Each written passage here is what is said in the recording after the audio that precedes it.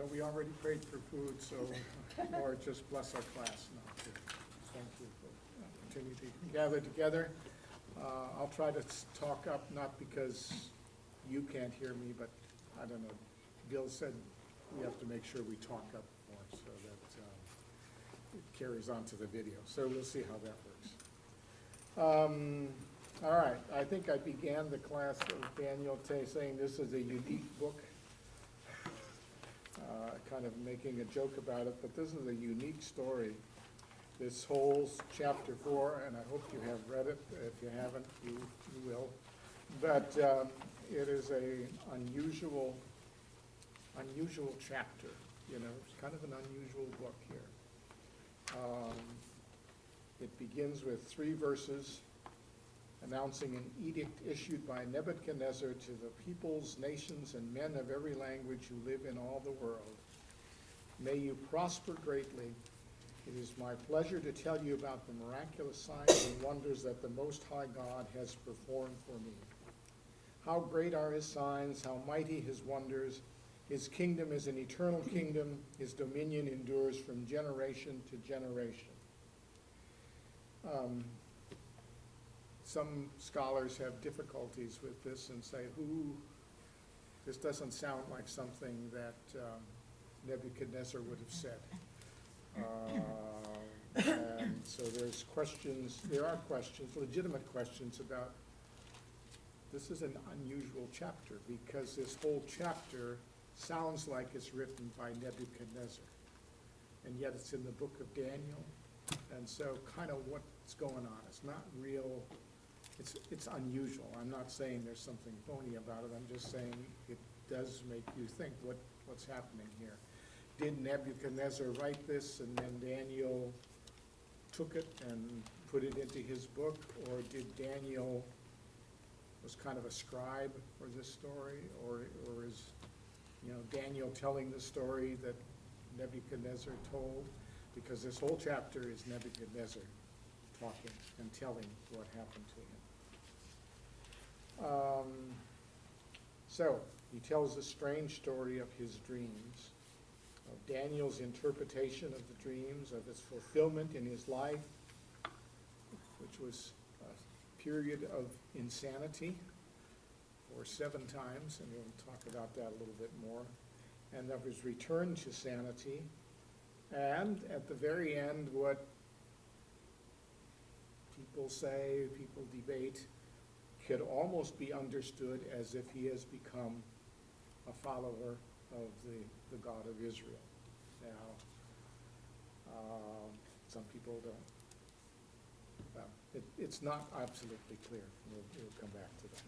So we'll try to answer some of these questions.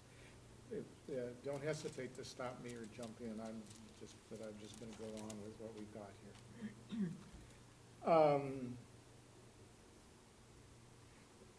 In the beginning, does this edict mean that he's really taken that step of faith and commitment to believe in God as his God, or is he still drifting back and forth? And that's kind of where we are. He begins. I say something? Yes, you can. Good. Well, as we've talked about in some of the other classes, most of the ancient nations were pantheistic, and the language here is Most High God, not only God.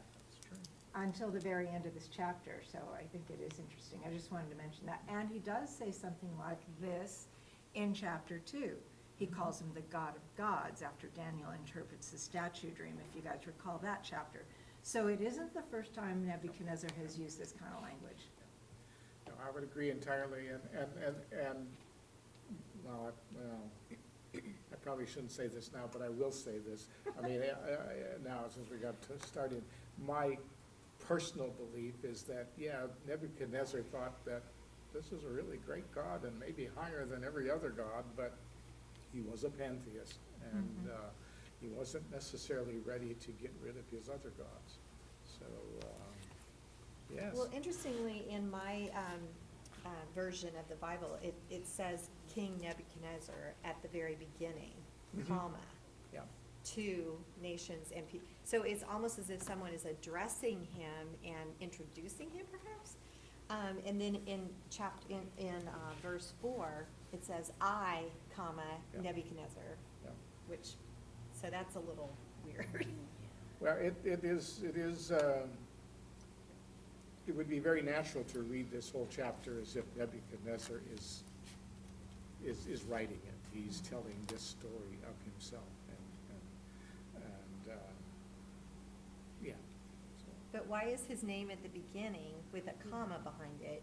Yeah, that's in my book, it is too. And then it says to the nations, et cetera, et cetera. So it's almost as if someone is, script writing for him. Well, okay, script writing, okay.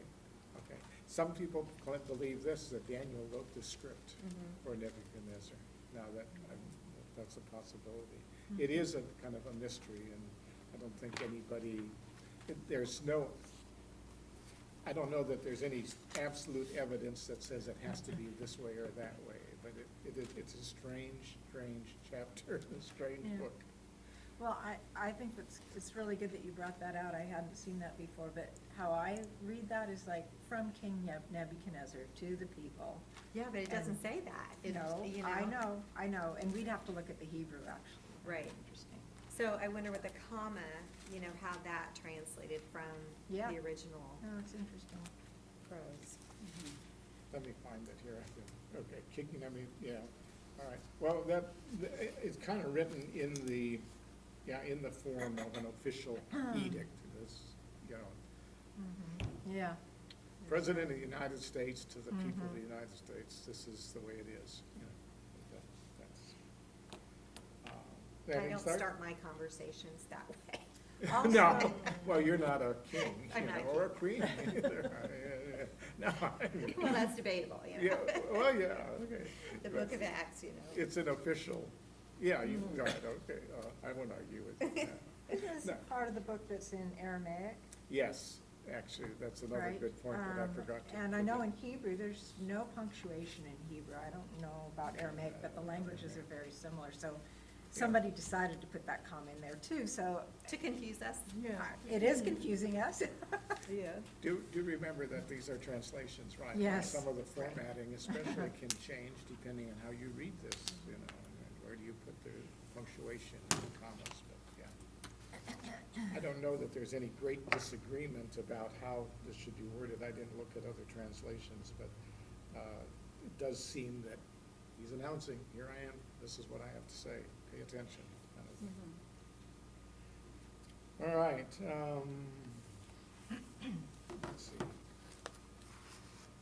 Okay, as we have already seen in the first 3 chapters, there are times when he's almost seems to be ready to say that he's the God of gods and the King of kings and all that, and even his God. But he does kind of waffle on that too. I mean, he's not necessarily, well, I don't want to get ahead of myself, but he doesn't ever clearly say that he's given up his other gods. And pantheism is a pretty common religion in the world, actually. You go around, lots of people, yeah, well, there's this God and that. And, I think of Taiwan again, from our experience, a lot of people were not put off by the idea of the Christian God, but does that mean I have to give up all my other gods? Well, why? They have their God shelf. Every house has a God shelf that you have your gods, your special gods that you have for your family and all. And they'd be happy to put, Jesus a or Mary or. Jesus up there, yeah, right, and say, he's good too, so we'll just pray to them all to, somebody's gonna cover us. That's kind of that. And sometimes that includes ancestors too, and so if you ask them, do you really pray to your ancestors? Well, no, but you kind of honor them, and then it's sometimes vague. And I'm not sure if they have a clear sense of a distinction there, but from the outside, it often looks like they're praying to their ancestors to take care of Yeah. them. From the inside, someone would say, no, not really, it's just that, I don't know. Or put food out for them and. Oh, yes, yeah. All right, anyway. Well, the description of his dream, somebody want to read this about halfway through the page in the bold print? I was at my home, at home. Somebody want to read that? I was at home in my palace, contented and prosperous. I had a dream that made me afraid. As I was lying in bed, the images and visions that passed through my mind terrified me. So I commanded that all the wise men of Babylon be brought before me to interpret the dream for me. When the magicians, enchanters, astrologers, and diviners came, I told them the dream, but they could not interpret it for me. Okay, these, this is like the first chapter. Was that the first chapter or second chapter? No. He's sounding Well- as if he told them, but Oh. he originally didn't tell them. Well, yeah, He the demanded original dream, he said, you have to interpret tell me what my dream is and interpret it for me. So now this is a little easier. He doesn't expect them to tell him what the dream is, but he's still asking them. And you kind of wonder why he didn't go to Daniel right away. I have a thought on that. You what? I have a thought on that. Okay. Because I was thinking about that. Well, first of all, Daniel, in chapter 2, after he interprets the dream, he's made ruler over the entire province of Babylon. So he was a busy guy, and I think Nebuchadnezzar may have thought, my regular dudes can probably do this, and when they couldn't, they called Daniel in, and he's the chief of magicians, which we see in verse 9. I just think he thought, well, these regular guys. Anybody ought to go there. They should be able to interpret this, and, just because Daniel had so much responsibility, I wonder if he was just kind of, only if they can't do it. Yeah, That's could my be. thought. Could be. All right, yeah, that's a good answer as any, as good as any. Anybody else? Anyway, so we did get Daniel, and Daniel came into my presence, and I told him the dream. He is called Belteshazzar, after the name of my God, and the spirit of the holy gods is in him. And I kind of printed that out boldly and put a footnote with that, because, that kind of points to his pantheism here too. He's named, he doesn't call him Daniel, he doesn't use his name. Daniel means God is my judge, Elohim, God is my judge. Belteshazzar reads, may Bel protect you. And Bel was the name of one of the chief Babylonian gods, a god called Marduk. And I'm no expert on Marduk, but you could probably read about it in this thing I passed around here, something about him and that. Anyway, so you get the feeling that he's, very much pantheistic. Even he calls Daniel his great counselor, who he respects, after the name of my God. And the spirit of the holy gods is in him. Again, this is not bearing witness to, God talks to him and he talks to God. It's kind of, this guy's got some kind of special gift. I don't really know what it is, of the holy God. So again, a pantheistic ways of looking at things. Well, and he also says here, my God, not the Babylonian God. It's the personal pronoun, but I don't see that in the original language. I think my was probably added. It's just God in the original language. Could be. I'm looking Because at there it. are, some of those pronouns are not in the Hebrew. Well, You have to read them in. this is Aramaic, because Yeah, I Aramaic. would, if it was in the Hebrew, I would know, but it's Aramaic, I don't know that. Okay. And so, I didn't look it up in my Hebrew it Bible. doesn't look like it's there. Could not be there. Yeah, that's true. You have to be careful, things are translated. So, his dream of a tree. Somebody want to read that, or I can? All right. Okay, Belshazzar, chief of the magicians, I know that the spirit of the holy gods is in you, and no mystery is too difficult for you. Here is my dream. interpret it for me. These are my visions I saw while lying on my bed. I looked, and there before me stood a tree in the middle of the land. Its height was enormous. The tree grew large and strong, and its top touched the sky. It was visible to the ends of the earth. Its leaves were beautiful, its fruits abundant, and on it was food for all. Under it the beasts of the field found shelter, and birds of the air lived in their branches. From it every creature was fed. In the vision I saw while lying on my bed, I looked, and there before me was a messenger, a holy one, coming down from heaven. He called in a loud voice, "Cut down the tree and trim off its branches. Strip off its leaves and scatter its fruit. Let the animals flee from under it and the birds from its branches. But let the stump and its roots, bound with iron and bronze, remain in the ground, in the grass of the field." Okay, we'll stop there for just a moment. This is the image of a tree that's a wonderful tree. It's great and tall and strong and everything, it has fruit, and it's the shelter for everything, and so forth and so on. And then, I mean, this is understood here as a picture of Babylon, and as a picture of, Babylon and Nebuchadnezzar are kind of identified with each other. I mean, it's the kingdom, but it's also the king. Babylon was a powerful empire. Okay, that's there was and I passed around that sheet, and that has some more background on what Babylon was like, and so forth and so on. And if you're interested, it makes interesting reading. It's not anything you need to know, but it can be interesting and helpful. Anyway, so the message is that a holy one came down from heaven and says, cut it down, trim it off, destroy it. And we'll get to this in just a second, but I mean, it's very obvious this is a picture of what's going to happen to Babylon. That it's a prophecy of that.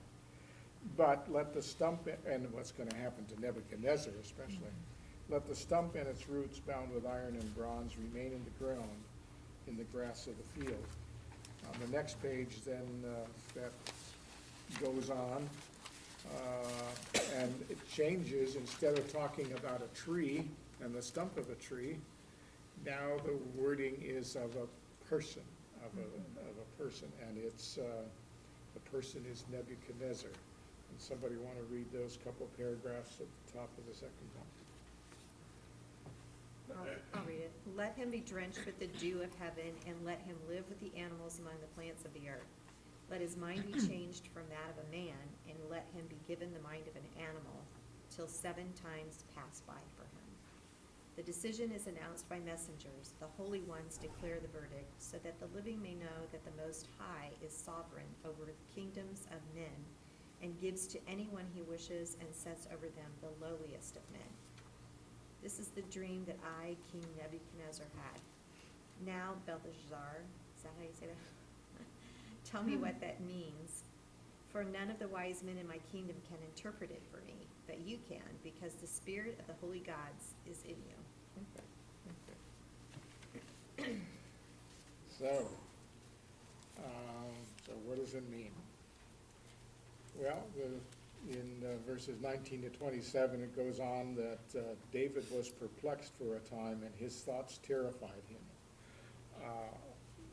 There's no particular explanation of why he was terrified, but I understand that as two things. Number one, I think he had served with Nebuchadnezzar. He kind of felt loyal to Nebuchadnezzar. He didn't dislike him. And so he didn't want to, he recognized right away, I think, that this is about Nebuchadnezzar, and this doesn't sound real good for him. And so that troubled him personally, I think. But he's also perplexed, I've got to explain this to the king, and he's not going to like this. This is not a good image. That's what he senses right away. At least that's how I understand it. Anybody else have a thought on that? Well, I think both of those reasons are going on, but also a broader reason is the Jews were always concerned about what's next. They're in exile, and is the next king gonna be worse? Well, there's that too. You I mean, take he was it always personally. thinking about what was happening to his Yeah. people too. Okay, that would have been a concern, yeah, yeah. Okay. Anyway, he told the king, if only the dream applied to your enemies and its meaning to your adversaries. If only this was not you, it was about somebody else. Because he has a pretty clear understanding, or feels he has, of the interpretation of this. He says, you, O king, are that tree. You have become great and strong. Your dominion extends to distant parts of the earth. And the, again, this, let's see, did I? Yeah, if you did, if you've got that sheet that I passed around, maybe I'll pass this one around here from this way. That's okay, pass it that way. And this shows, there's a map there on there that The shows last the, page. The last page. yeah, it's the last page of it. It shows the Babylonian Empire, the maps, what I'm looking Yeah. at. Yep, yep. Yeah, it's, kind of shows, gives you an idea of where we are. And anyway, he's saying that this is a king, you know, the kingdom, the Babylonian kingdom. Let's see, I've got to find my place on. Okay, you are that tree. The Babylonian kingdom was very powerful. It was a tree that was, you know, fit the image of the dream, was a blessing for the world, if you will. But it's gonna be cut down. It's gonna be cut down. And then it turns into the image, it also applies to the king. It's not just the kingdom, but the king himself. You will be driven away from people. You'll live with the wild animals. You'll eat grass like cattle and be drenched with the dew of heaven. 7 times will pass by for you until you acknowledge that the Most High is sovereign over the kingdoms of men and gives them to anyone he wishes. The command to leave the stump of the tree with its roots means that your kingdom will be restored to you when you acknowledge that heaven rules.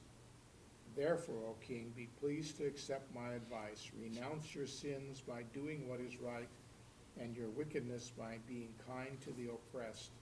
It may be that your prosperity will continue. So not the kind of message that you want to give to a king, and not the message a king wants to hear. But that's what Daniel tells him. Need to comment on a couple things, and maybe you have some questions. The 7 times will pass by for you until you acknowledge that the Most High is sovereign. 7 times is often, I think, as often as anything in understanding this, understood as 7 years. And that's possible. Times are, you know, you might think of, I think I put it in the footnotes, you might think of times as harvest time or springtime or, you know, the times of the year. And so seven annual seasons are going to pass by while he's in this state of, well, let's put it this way, in insanity, while he's not clear mind, while he's driven away from men, while he's living like a cattle, living like a cow, and so forth and so on. And on the other hand, some people object to that and say, how could that possibly have been? How could he have been completely non-functioning for 7 years? And that doesn't show up in any of the history of Babylon. Nobody in any of the records of Babylon talk about Nebuchadnezzar. I mean, Nebuchadnezzar is famous. Babylon is famous. There are records there. There's nobody says about, oh, for 7 years he wasn't there. Or even beyond what's in the records, just how did the kingdom survive with, you know, without him there? Well, if you see in the footnote, I think I said something about that. I don't, did I do that in the next page or whatever?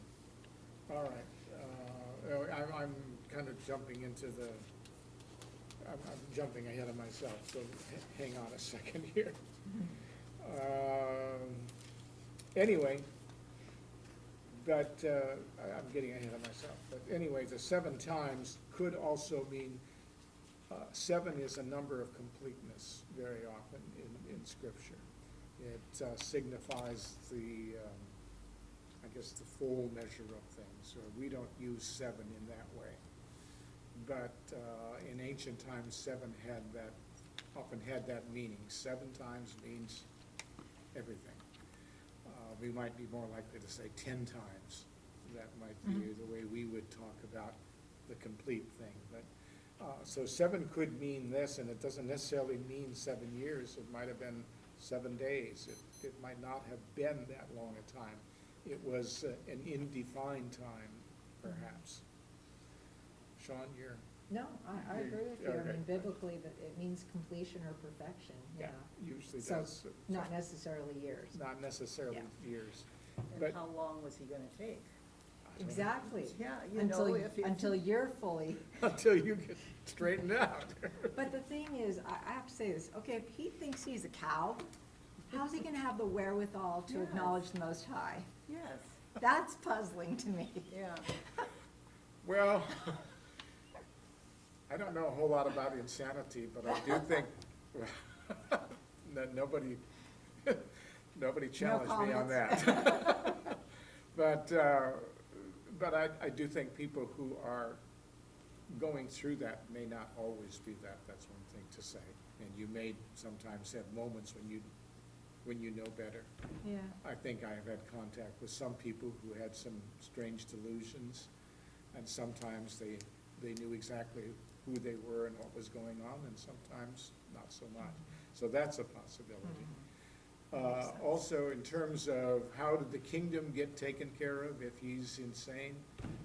Well, you look through the history of the world, there is evidence in lots of kingdoms where there's a whole court assembly of people in the court who know how to keep things going. We don't want to have an uproar, we don't have to have a rebellion here, so I'm thinking this is not the best example, but one that came to me, and I can't think, is that George V, the British king? Yeah, there was a movie, The King's Speech, you know, where that whole thing was kind of kept secret. Nobody knew that he stammered and stuttered and, you know, I don't remember the details on it. Yeah, so the I mean- kingdoms, they couldn't show their weakness You to can't their show- enemies yeah. all around. And Nebuchadnezzar has the most brilliant people in the world. He's got Daniel running Babylon, his 3 friends running the other major, some of the other major provinces. They're anointed of God, they're wiser than anyone else. I could see it. I could believe it. Well, in our own country, and this is not the same thing, but I don't think when Franklin Delano Roosevelt was president, generally speaking, it was not known how frail and how That's sick right. he was. There's a whole army of people around him. I mean, he wasn't incapacitated. I'm not saying he was completely out of it, but I mean, there's a way of, you handle things, so you keep everybody calm, and don't worry, there's still a king on the throne, there's still a president in the White House, there's, there have been some other examples in our Cuba. history. What? Cuba Yeah, and North Korea. I Yeah. mean, Yes. There's lots of modern day Yeah. examples. yes, yeah, who knows, yeah, all right, so there's, and, any government has a, what's the word I want, Cabinet?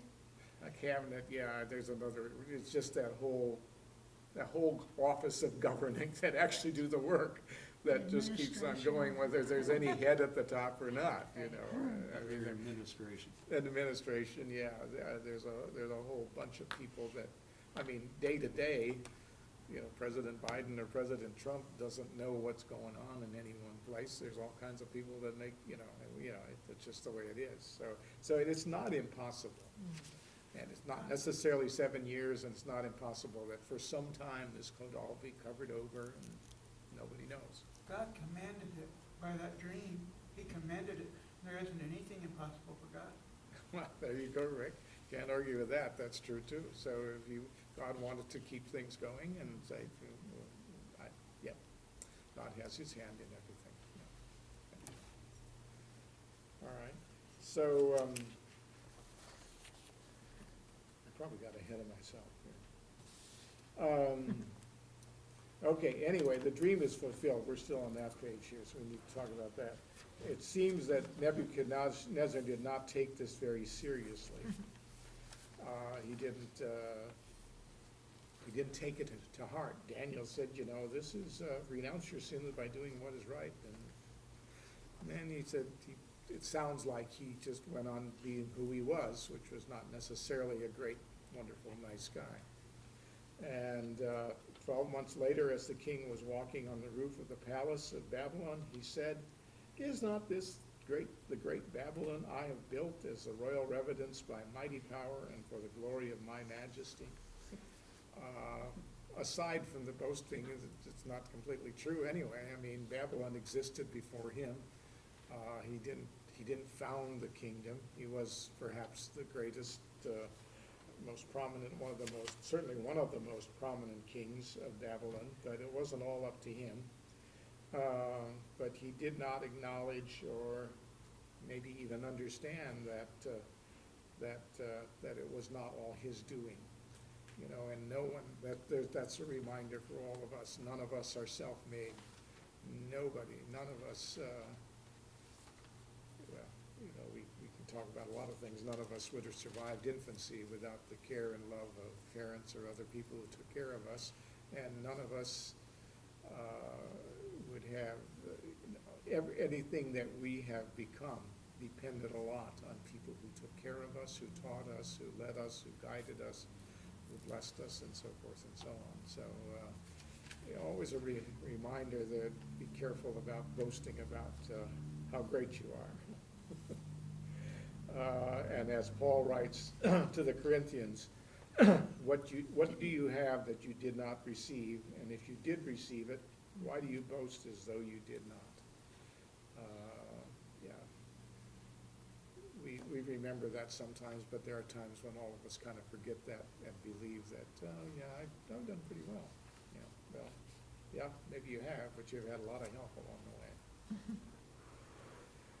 In any case, when Nebuchadnezzar said this, oh, what a great guy I am, and what a great Babylon I built, it says, somebody want to read that section starting at the bottom of that page, Nebuchadnezzar's words? Nebuchadnezzar's words were still on his lips when a voice came from heaven. This is what is decreed for you, King Nebuchadnezzar. Your royal authority has been taken away from you. You will be driven away from people and will live with the wild animals. You will eat grass like cattle. 7 times will pass by for you until you acknowledge that the Most High is sovereign over the kingdoms of men and gives them to anyone he wishes. Immediately, what had been said about Nebuchadnezzar was fulfilled. He was driven away from people and ate grass like cattle. His body was drenched with dew of heaven until his hair grew like the feathers of an eagle and his nails like the claws of a bird. Okay. This is an interesting section to imagine, You do wonder who knew, or, it doesn't say that he actually became a cow or an ox or anything, or that he grazed in that form. But he did eat grass. He thought of himself as a cow or an ox, apparently. And I mentioned there's even a name for it. It's called boanthropy. I've never known anybody who suffered from it or never heard of any modern example, but apparently there is it has a name, a psychological disorder in which a human believes themselves to be an ox or a cow. Again, I guess we already talked about, there's nothing in the historical record to indicate that Nebuchadnezzar was insane for 7 years, but again, that's not the kind of thing that you announce to the public or write in the history books if you have a choice. Actually, everything in that paragraph is kind of what I already said before. The advisors and the counselors kept up the facade that the boss was still in charge, and they had a good reason to do so. Their life depends on having the king there, so it's not to their advantage to say, oh, the king does not really exist anymore. I mean, then they're out of a job, or they'd have to deal with, I mean, that's the way I understand it. Any thoughts on that or comments on that? My study Bible called that lycanthropy, L-Y-C-A-N, lycanthropy. And I looked up the definition for that, and it said, you know, people go insane and typically imagine that they're a wolf. Yes. Well, the distinction there is lycus is the Latin word for wolf, and like bovine comes from a Latin word Okay. for cow. So, but it's the same, it's the same disease. And I think lycanthropy is probably more common than boanthropy. I don't know. But they I've go never known insane anybody. anyway. But, you know, so. Any other thoughts on that before we go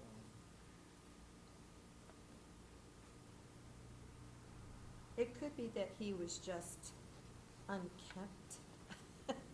You know, that his hair was, you know, Yeah, dirty and long, and so it appeared like feathers of an eagle, and he didn't clip his nails or whatever. And they, you know, it could be a very romantic interpretation of what was actually, you know, just yeah. a, Personally, I'm with you on that. I don't believe that he actually right. went around like a cow. Right. But he maybe imagined that he was, and he maybe maybe did desire strange food and let his whole body go to something strange. I don't know. But I think you're right. Any other thoughts on that? Anyway, again, it is hard to imagine and hard to understand, but I certainly believe it's possible. The story then continues in verses 34 to 37. Would someone like to read that? At the end of that time, I, Nebuchadnezzar, raised my eyes toward heaven, and my sanity was restored. Then I praised the Most High. I honored and glorified him who lives forever. His dominion is an eternal dominion. His kingdom endures from generation to generation. All the peoples of the earth are regarded as nothing. He does as he pleases with the powers of heaven and the peoples of the earth. No one can hold back his hand or say to him, "What have you done?" At the same time that my sanity was restored, my honor and splendor were returned to me for the glory of my kingdom. My advisors and nobles sought me out, I think that's a misprint on my part. Sought me out. and I was restored to my throne and became even greater than before. Now I, Nebuchadnezzar, praise and exalt and glorify the King of heaven, because everything he does is right, and all his ways are just, and those who walk in pride he is able to humble. Okay, quite a testimony on his part, huh? I mean, my sanity was restored, my honor and splendor were restored. Now I, Nebuchadnezzar, praise and exalt and glorify the King of heaven. Excuse me, because everything he does is right, all his ways are just. So it almost sounds, and this opens the last section here, and probably what we'll spend the rest of some of the time here, or most of the time left that we have here talking about. So is this saying that Nebuchadnezzar became a believer, and are we going to see him in heaven? I have It a sounds thought. like it. Yeah, well, and I think so too, and here's why. The language is different. All the time, it's the God of gods, the Most High. This time, he calls him the King of Heaven, which is the language Daniel uses to distinguish from the Babylonian gods. So to me, it's different. I think that he does somehow finally get it. And it's pretty amazing the extent to which God went Yeah, to that's true. show he's real.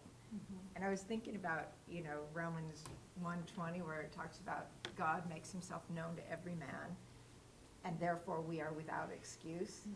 This is such a great example of it. Nebuchadnezzar was without excuse. If he didn't turn at this point, and that's pretty, there's no hope. And just like God did with Pharaoh of Egypt, and, we see these great kings over these huge empires, and how God goes out of his way for them.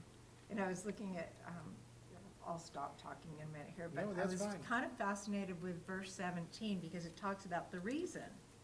I was just looking at this, verse 17, the decision is announced by messengers, the holy ones declare the verdict, so that the living may know that the Most High is sovereign over kingdoms of men and gives them to anyone he wishes. So this is not just for Nebuchadnezzar.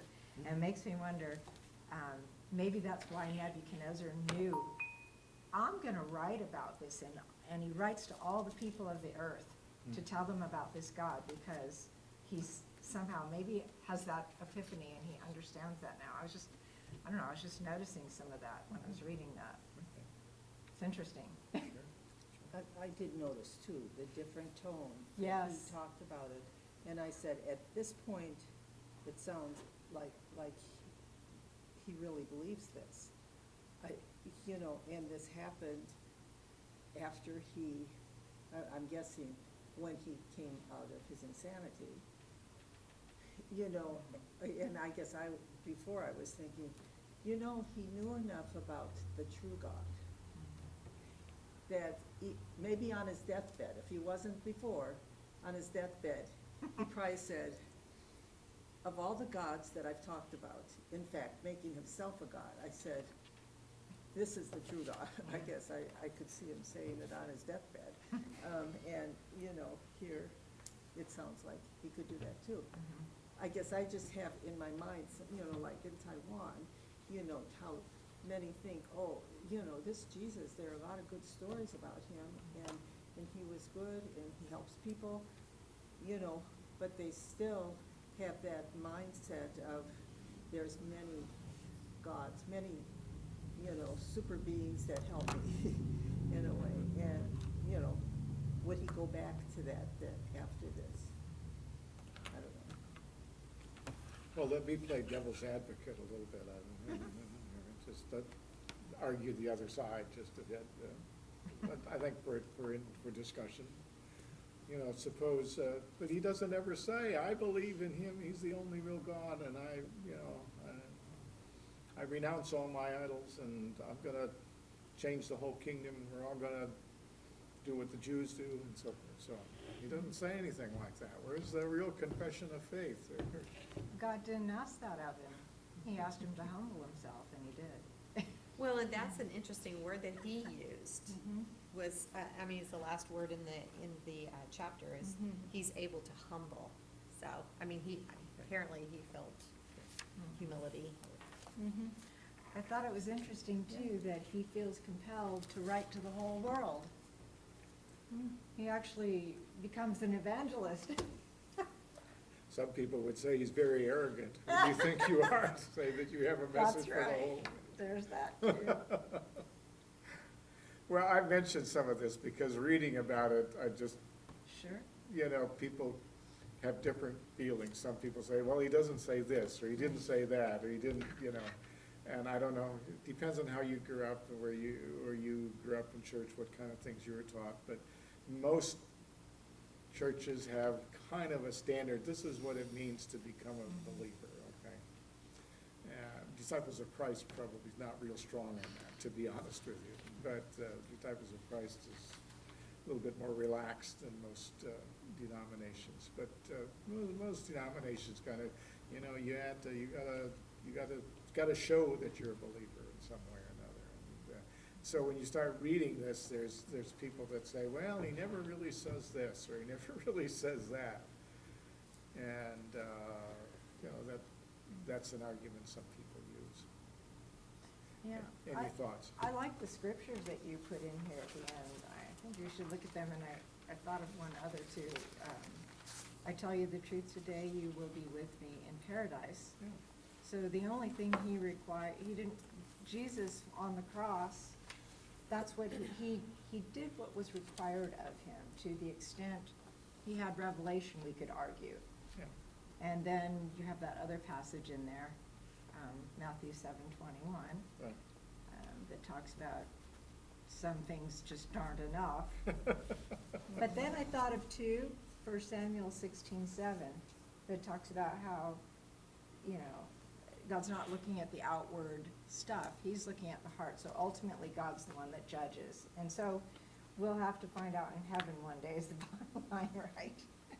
But it's just interesting. It really, and people make the same argument about some of the kings of Persia, like Cyrus. Yeah. And what's Darius, and some of these that they had a clear fear of the Lord Yes. and blessed Israel, made sure the temple got rebuilt, gave them resources and all of this. You know, were they believers or not? I think there's more evidence for Nebuchadnezzar than for them. Okay. But still, you know, we could ask that about a lot of them. No, good point, John. I guess, you know, and I certainly agree. You know, ultimately, we never know, right? We never know about anybody else at all, for sure, because we never know somebody else's heart. So that's that. But the examples of the cross where, you know, the guy says, you know, Lord, when you enter in remember me when you enter into your kingdom. That's the only confession he makes. And Jesus pretty much says, good enough for me. You know, you'll be with me. And then, but the other opposite verse I put, you know, people who say, Lord, Lord, Lord, this, you know, kind of implying, say all the right things, say all the good things, but their heart is far from me. You know, it is a mystery, and we have to be very, very careful about speaking dogmatically about what it means for someone to be saved. We never know. We know about ourselves, hopefully, but we never know. But the Lord knows. And I think in general we want to err on the side of generosity. It doesn't do any good to be ungenerous and say, well, I don't think you really believe. I don't think you're really a Christian. Not unless you have got very good evidence. And I don't know what evidence is very good. Now, having said that, there is a place for Christians to challenge one another at times and say, you know, if you're really serious about your faith, there's some things in your life that maybe really ought to be changed or taken care of or dealt with. And that's something we may need to speak at times. But you have to have a right to speak that to people in general. You don't just go around picking on somebody and says, I just saw what you did and I think you better shape up or ship out, you know, I'm exaggerating, but you know, we have sometimes maybe within our family, within our friends, within our acquaintances, where you say, well, you know, I know you seem to believe in Jesus, but I look at your life and there's some things in your life that are kind of contradictory to that, and, you know, I think you need to look at that. Now, don't misunderstand me, that's a very hard thing to say. But sometimes we shy away from it completely, and that's not right either. So sometimes we do need to challenge and discuss things with people, but we do it gently, lest lest we fall too, because all of us have some of those areas where we don't always, we don't always show it. Well, I'm off on a tangent here, but that was an interesting thing I thought to discuss in this connection, because it comes out, and I just, what I read in terms of commentaries on this, I ran into different, some people say, oh yeah, I think he was saved. Some people say, yeah, well, he didn't do this, or he didn't say that, and so, They're pretty split, right? yeah, there's a split on that, so, and in the end, we don't have to decide, the Lord knows. Personally, I think we'll probably see him, but that's my own language. You don't have to agree. This is a strange chapter, but go ahead. No, this kind of fits in here, but it's a little different angle here. In my Bible, I have written God's sovereignty written along with the speech that he gave the world. And, it does talk about, God doesn't do things the way we think all the time, a lot of the time. He is sovereign. He decides what he wants to do with his people, in his people. And, sometimes we forget that. We think we have a plan figured out of our lives, of how it's going to go. And sometimes or just kind of go along with the daily activities that we have, and without thinking about thought about it, we kind of ho-hum, this is what I do every day, I'm gonna just keep doing this. But God's sovereignty he is a sovereign God, and he does what he wants to do in people's lives, and to touch them in a certain way. And sometimes I think that we kind of ignore that fact, or aren't aware of it. So, being in his presence, asking God more questions sometimes, and say, am I on the right track even, And when we are truly asking God these serious questions in our lives, that his sovereignty comes through, because he wants to tell us, he wants to let us know, some things. And I'm a terrible decision maker. And, I listen to him, and, I try to follow what he wants, but sometimes I'm not paying attention to even ask the questions. Do you ever fast to make decisions? What? Do you ever fast to make decisions? I have fasted in the past, but I have not, I think Yes. they used to say to fast. Yeah. If you have some big decisions to make, or Yes. and that is supposed to help sometimes. Yeah, yes. That's around the time that. It's a fast. challenge. Fasting is a challenge, Mhm. but it's a good challenge. Yeah. It doesn't hurt you. Oh, right. It does help you focus on, if you have to face a decision, because every time you're hungry, you say, that's right, I'm fasting because, Yeah. or it can, at least. It doesn't automatic, but it can force you to think and force you to reflect. It gives you focus. I think you're right. It helps. Mhm. Other thoughts about this topic in general?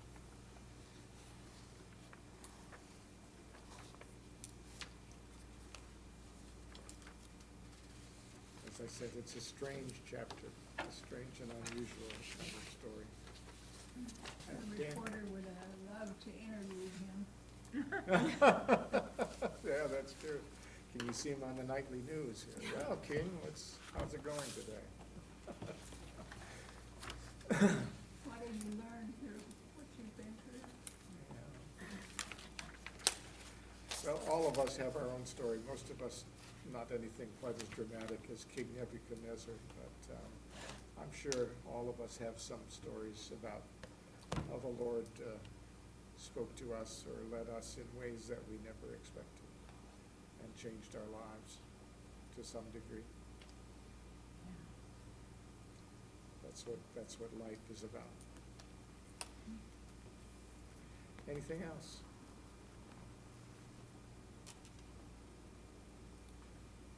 Could I ask someone to close in prayer? Or volunteer? I meant to ask, I don't know if you were I'll volunteering. pray. All right, thank you, Shawn. Father,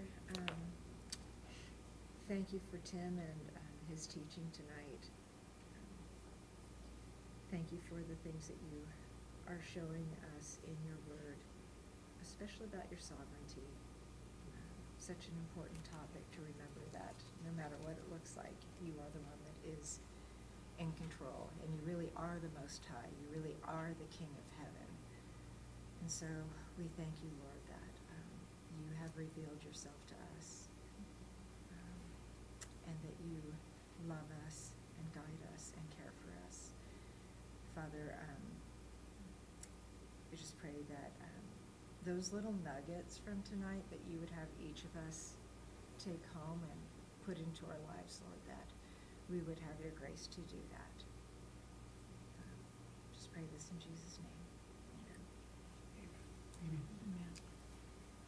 Well, we leave Nebuchadnezzar behind.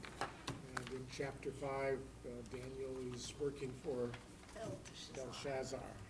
However you say his name. Yeah, well, I actually have a Bible pronunciation app. Oh, Ah. good. So you're gonna be correcting us. Well, no, Yeah. I Please don't got correct it us. when I was worship leader because I knew there was gonna be words I had no idea. So how do you pronounce his name? Let me find out. We'll know Belshazzar ahead or of time. Belshazzar, I don't know. Yeah. I didn't even think about that. We until probably just now. don't pronounce it the way they do, no matter Yeah, what we do. right.